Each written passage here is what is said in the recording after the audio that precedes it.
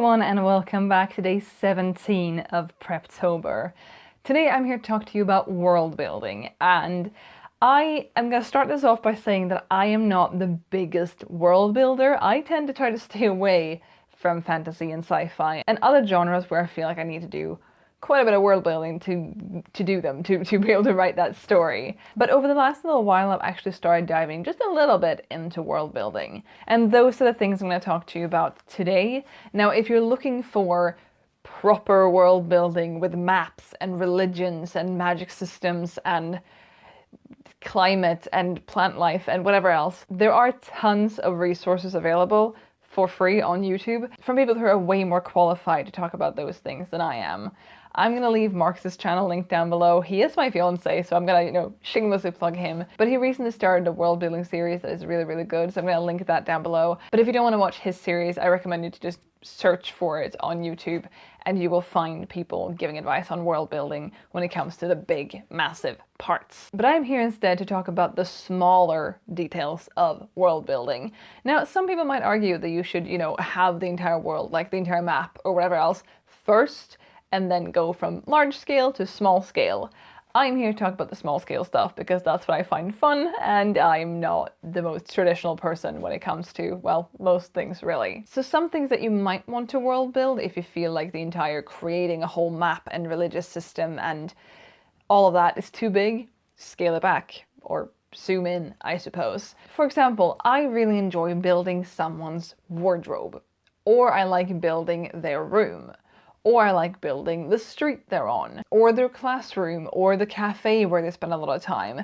These are the kind of things that I really enjoy world building because it's more fun. I don't really know why I do, I think it's more fun for me and it's a bit more free. I can have my main character have 4 different colored walls in her room if I want to, and she can have a whole collection of plushies and like 3 books. And I can make the cafe that she frequents full of pictures of past owners on the walls or little games in the corner that the customers like to play.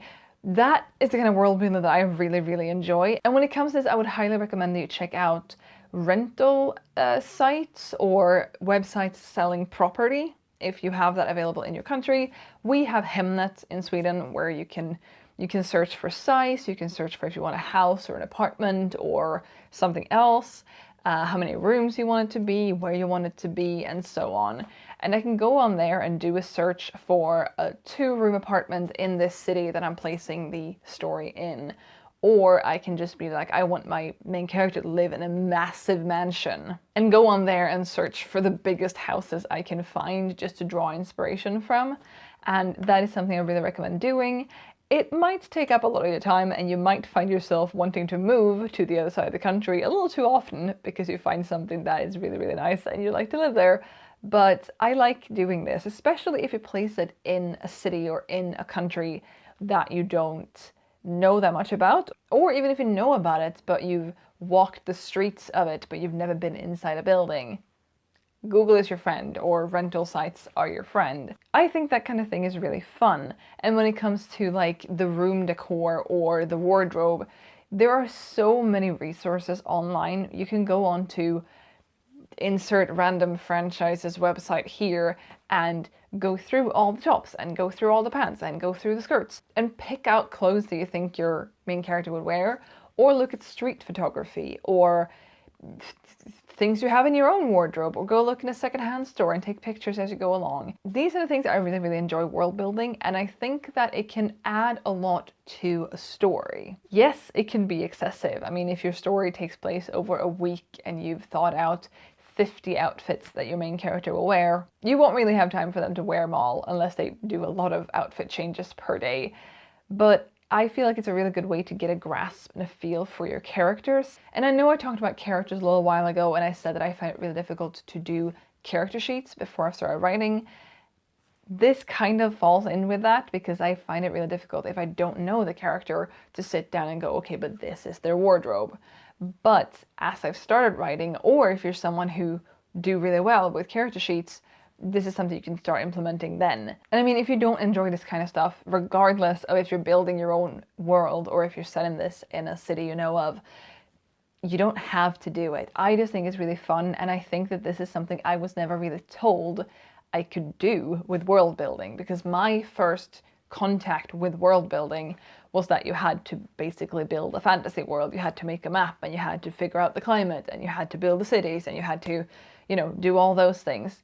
No one really told me about the parts that I now find a lot more fun, which is creating a home for my character and picking out what mug they take out of the cupboard in the morning and that kind of stuff. I find that a lot of fun, and it's something I enjoy doing. It does also depend on how much time you want to spend on it, or how much you feel like you need or want to know about the story. This is, as with everything else, down to preference, and if you enjoy it, do it. If you don't do it. And there is, of course, nothing saying that you have to have this done, or that you even have to have started this before you start writing, because as a fellow pantser, now I'm probably more of like a plantser, I get it. I didn't tend to come to these events prepared, and I barely do these days. So I totally get it. Anyway, that is it for today's video. I'll be back with another one tomorrow, so I'll see you then. Bye!